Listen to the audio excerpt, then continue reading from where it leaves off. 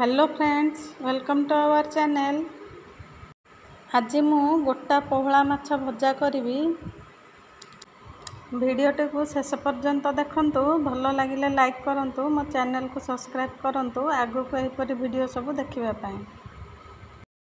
देखंतु मु एठी 4टी पोहला माछ को नै जाईची आ एमती मझिरे मझिरे छुरी रे काटी देईची।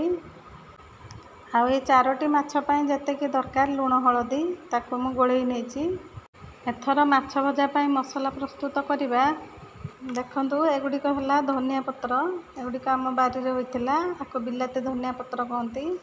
आ किछि पुदीना पत्र आ 6-7 ढेंफ भुरसुंगा पत्र ताको एमती दे देबा ग्राइंडर कप रे।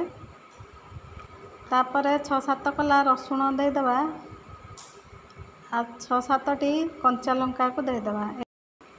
तापरे गोटे पियाज को दे देबा आ गोटे टमाटो को मध्य काटी के दे देबा। हाफ चामच जीरा आ 2 चामच गोटा सोरिष,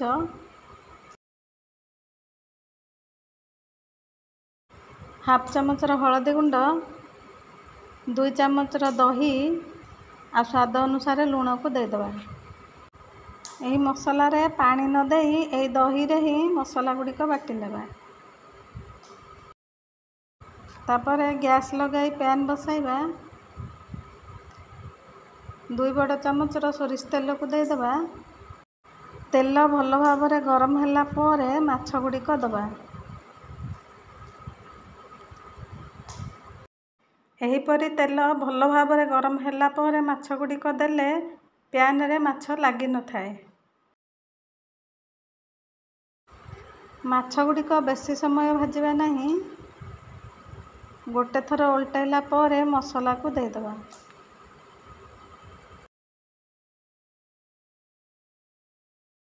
देखंतु मसला को एपरी चिकन करी बाटी आनिबा। माछ पर एपरी भाव रे दे देबा।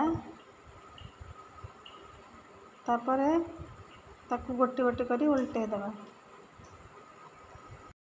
माछ गुडी को सब उल्टे सारला परे पुणी आर पटे पूर्व परी मसला को दे देबा। तापरे गैस रो फ्लेम को लो टू मीडियम रे रखी 2 मिनिट पई ढांकी नबा। 2 मिनिट पर कवर बाहर करिबा आ थरे ताको उल्टे देबा। एठी आ गोटे चामच तेल को भल भाव रे बुले देबा। तापरे घोड़े देबा। देखंतु माछ गुडी का भल भाव रे भाजी होई गलानी। ताको आ थरे उल्टे देबा। एही परी घोड़ाई घोड़ाई आ 2 मिनिट पर्यंत भाजी नबा।